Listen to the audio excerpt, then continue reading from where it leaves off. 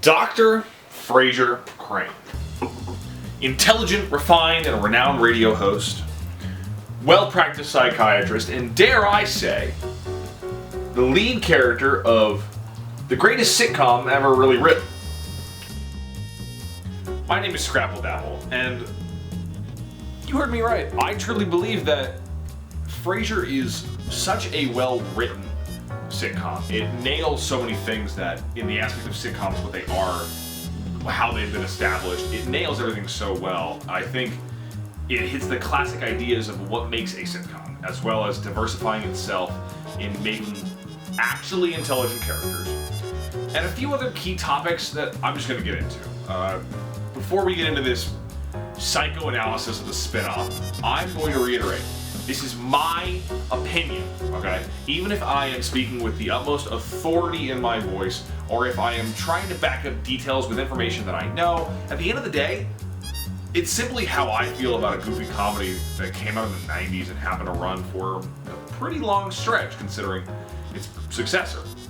Now, with that being said, why am I doing this? We're gonna get into that near the end of the video, but honestly, I just need some outlet, okay, for this. I have been meaning to talk about Frasier for so long. I think it's so funny, it's so creative and clever. Just let me talk about this sitcom, okay? I just want to talk about the sitcom for a little bit. Wait.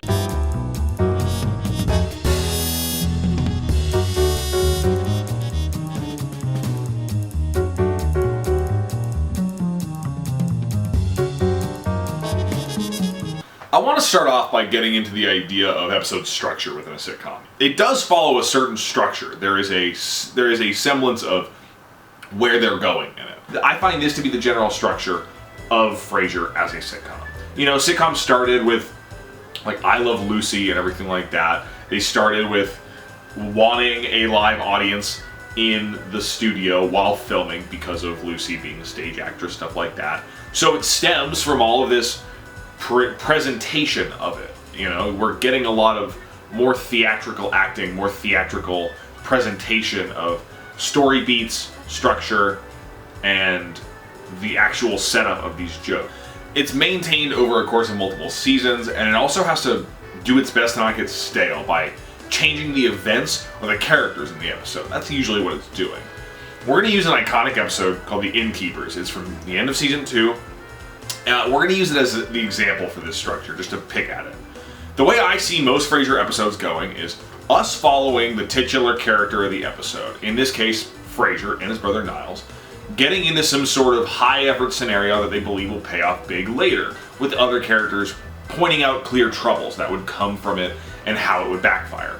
These main characters of the episode ignore the blatant warnings, and they go with their own self-confidence / ignorance and follow through. The ensuing trouble ensues, and the main characters are left having learned their lessons in the mess they made. Again, let's focus on the episode, The Innkeepers. Frasier learns that their favorite childhood restaurant, Orsini's, is closing down, so Frasier thinks, let's go to dinner. He invites Niles, his brother, Daphne, their caretaker for their father, Martin Crane, and they arrive and they see a slow and sad state of the restaurant, and through a naive little back and forth from the brothers, they settle on the idea to buy the restaurant and establish themselves in the food business. Two psychiatrists, mind you.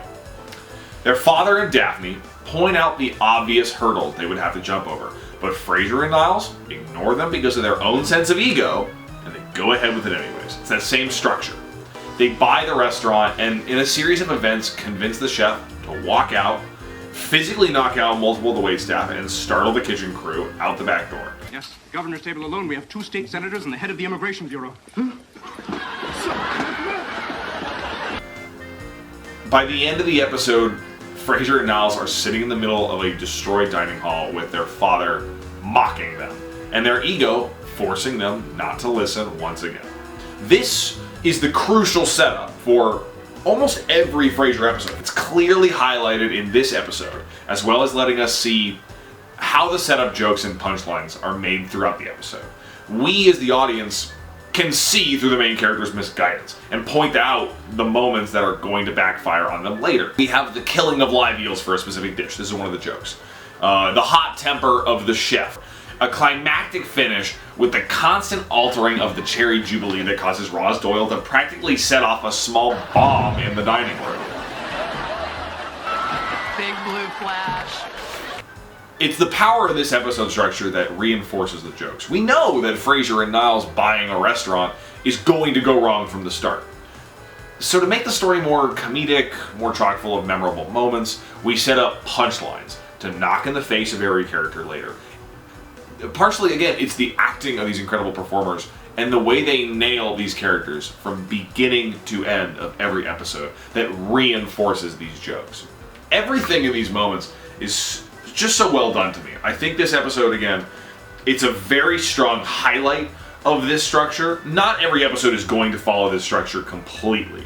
You know, that'd be ridiculous to say. This show ran for 11 seasons, so to try and say that with every single episode, of course it's going to deviate. You have some more story-driven episodes, you have 2-parters, 3-parters that tie in, all to tell one cohesive story for those episodes. So it's never always going to be the same as this, but out of my multiple run-throughs of this show, I find this to be the general structure of a sitcom. Well, I find this to be the general structure of Frasier as a sitcom. So in that way, the structure is maybe not only to Frasier, but in this way I see Frasier of more so getting the main characters in a bad situation almost. In a way, it's almost like the hero's journey. I'm not going to get into that. We're going to get into characters. That's not how Frasier drinks wine. Dim dim dim.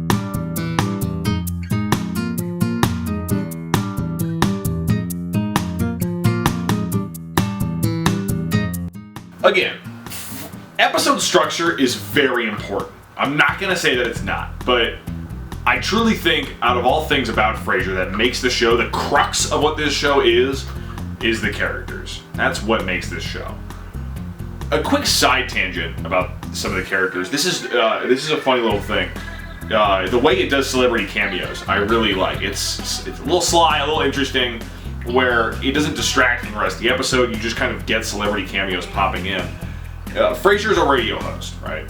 Any of the calls that Frasier gets on his radio show, those are all the celebrity cameos doing some sort of bit. And at the end of the season, it's revealed in a small montage who all the celebrities were in that season. It's a clever way to fit in big names without taking away from the moment at hand. But enough on cameos, let's get back to the topic at hand, the main characters of the series. In terms of their comedy in this show, these characters actually feel like they're telling jokes to each other, and I'm going to explain with this. In many sitcoms like Seinfeld and Friends, which in my mind is the biggest offender, when a character says a joke or says a snide, witty remark back at another one of the characters in the main cast, the other characters have this stone cold look, this dramatic, like,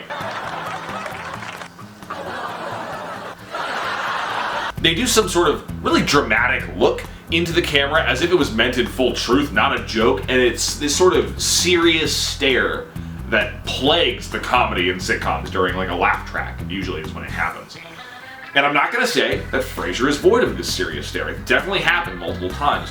But I think more often than not, Frasier has a better way of doing it where when a character in Frasier makes a joke, they do it in response to a character. Everybody will react in some way that's realistic. If it's a witty comeback, other characters in the room will laugh at the joke made. They act like real humans in this. That's all I really want. It doesn't boil down to act serious and wait till laughter at the end, like you're hearing it. Instead, it feels a little more organic just because you're at least seeing that these characters are living in the same world we are. It's the way of trying to get us to connect with the characters, to make us understand their actions and see what they do and why they do it. I mean, it's the basis of any good storytelling. I mean, in this way, we get to see it through a different lens.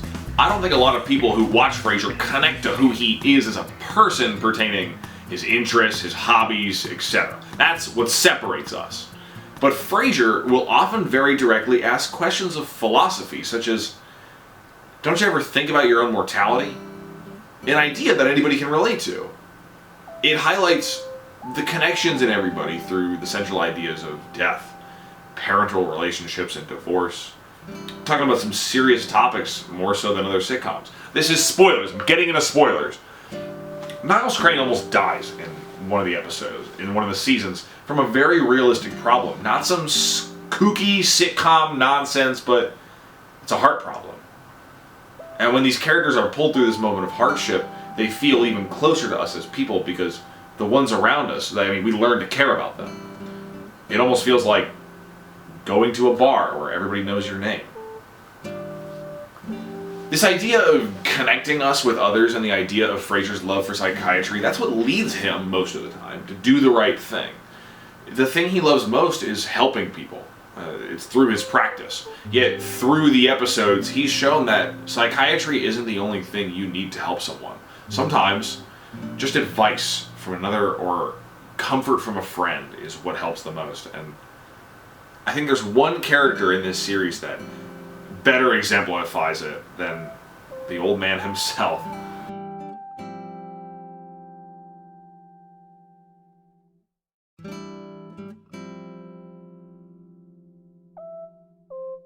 Now, ever since watching Frasier, I have believed that Martin Crane is the heart of this show.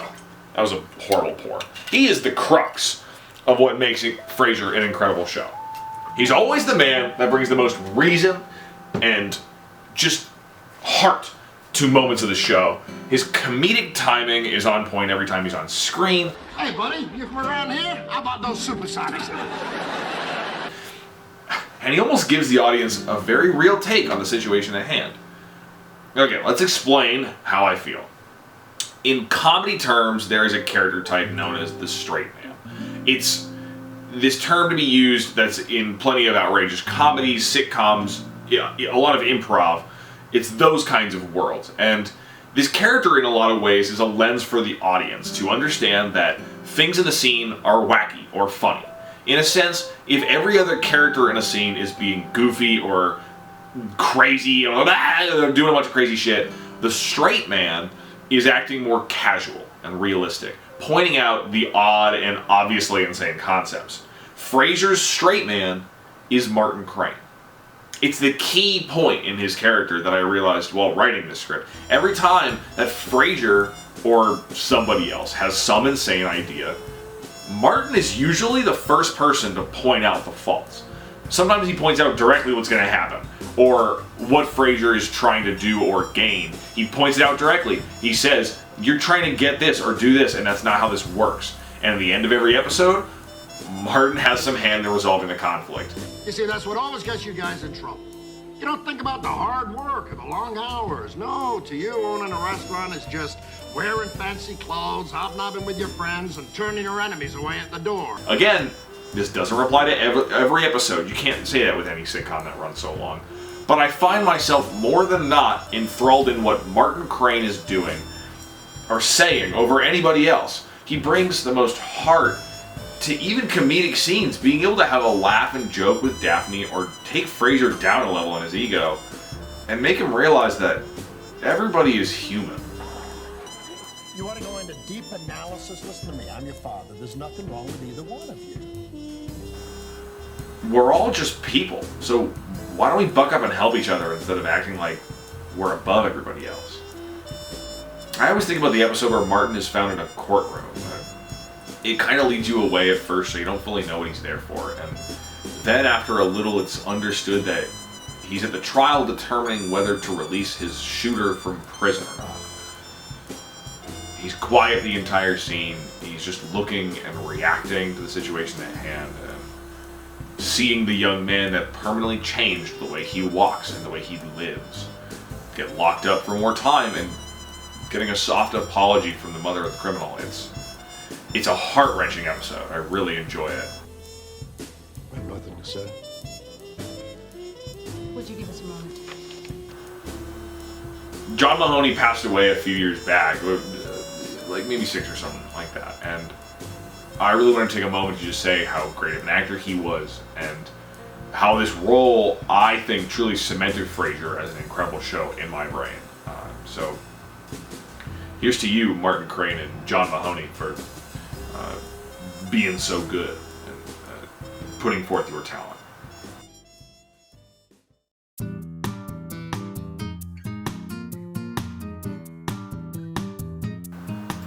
Let's get back to a happier topic. So, a show like Frasier, to me, is like lightning in a bottle. It's a spin-off show, arguably more successful than its predecessor, with some of the wittiest writing in sitcoms that I've seen, and characters that just knock the jokes out of the park every time, as well as it kept me invested through 11 seasons! Do you get that? Okay, like, people are like, Simpsons goes for a long time, One Piece goes. Frasier is like the One Piece of psychiatry.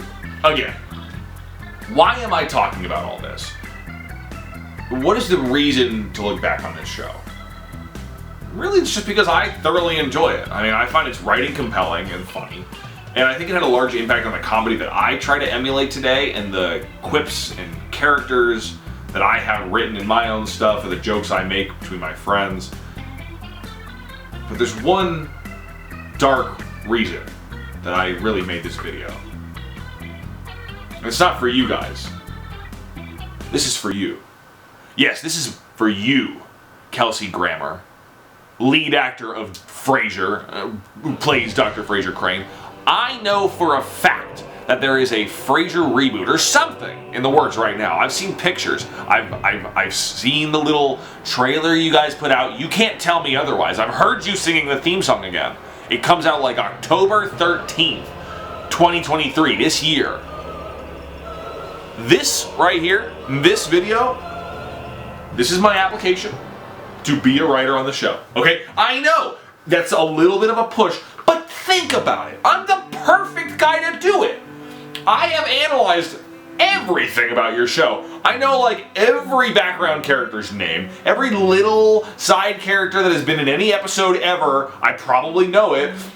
Okay, any of the little jingles from the intro, right? Any of the little jazz intros, I know them.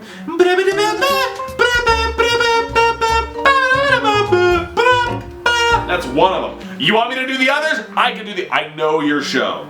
I know I'm a little aggressive right now. I'm just saying, if you bring me onto this project, I promise you I can do an incredible job and we can make incredible things together. I have a pitch. I have a pitch for you about it. Let me come to you with my pitch and we will discuss it. We will talk Frasier and we'll share a glass of sherry and have a good time. So just know, Kelsey, my phone, it's here. I'm ready. Give me a call whenever you are ready. I will send you my contact information personally. I'll be here. I won't miss that call, okay? I'm listening.